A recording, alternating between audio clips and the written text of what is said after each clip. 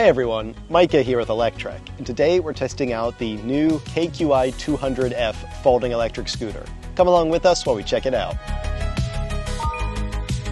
Let's start with the bottom line up front. The new KQi 200F is a very capable commuter electric scooter. It's no powerhouse, but it's a practical, sensible choice from one of the world's largest and most respected smart electric scooter makers. And I'm going to go into the specs and the ride and everything else, but first I want to show you the standout feature and what really separates this model from the rest of NIU's lineup. It's these folding handlebars. They make the scooter less than 7 inches wide, which is great for sliding into a narrow area like the footwell of a car, or deep in a trunk, or under your dorm bed, or just anywhere where you don't have space for those big handlebars sticking out. The handlebars also can be extra wide this way when they're unfolded, extending them out further to make the scooter even more stable feeling while you're riding. Plus, I'm a big fan of the turn signals being mounted in the handlebar ends here, since I think they're a lot more visible in this position than down on the rear of the deck.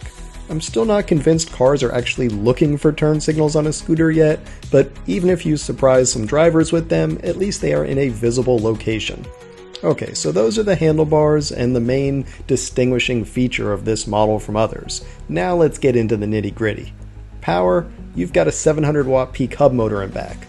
Battery, 365 watt hours under your feet there. Good for up to 30-ish miles of range, or less if you're riding fast. Speaking of, the speed, 20 miles per hour top speed. Not a hot rod, but also not a slowpoke either. You can keep up with any Class 2 e-bike out there, and you'll even be able to pace them on hills since the motor can handle 20% inclines. Now if you're riding in the road with traffic, 20 miles per hour, yeah, it's probably going to feel a bit slow. But for the bike lane, that's perfectly acceptable. What's next? Brakes, right? So we've got drum brakes in front, which I actually like because it's really hard to damage a drum brake, like how you can easily nick a disc brake on the curb or something. Plus it's sealed for all-weather braking performance. It's not going to fade when it's wet out. And then the rear uses regenerative braking. For the wheels, those are 10 by 2.3 inch pneumatic tires there, which when you combine them with the suspension fork up front, gives you a surprisingly decent ride.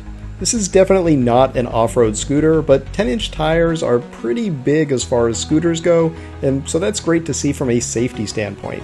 Also, in the theme of safety, I should mention the scooter comes UL certified, so you don't have to worry about those battery concerns or other dangers you might have heard of with cheaper brands.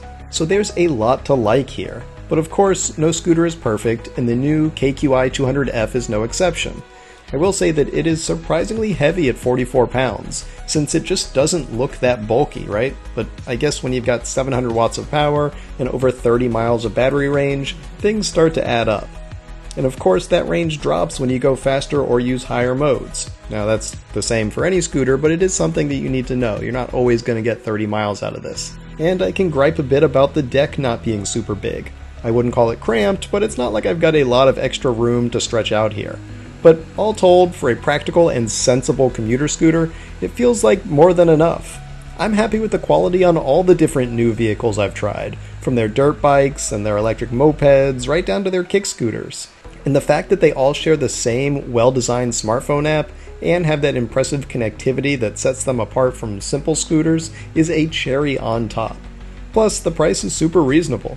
Right now it's actually extra reasonable because of Prime Day and a summer sale that brings this model down to just $549, but even at its MSRP closer to the $700 range, it's still a great deal for what you get. And the fact that it comes from a quality company makes it even better. I actually had the chance to visit their manufacturing center last year, and I can tell you they build these things right. From where I'm standing, the new KQi 200F gets 2 thumbs up from me. Now it's not a powerhouse, and it's not a speed demon, but it was never meant to be. It's meant as a practical scooter, and in that capacity, it knocks it out of the park for me. Thanks for watching, everyone. We hope you enjoyed that review of the new KQi 200F electric scooter. If you did, why don't you give this video a thumbs up? And don't forget to subscribe so you won't miss any of our future electric vehicle videos. We'll see you here next time.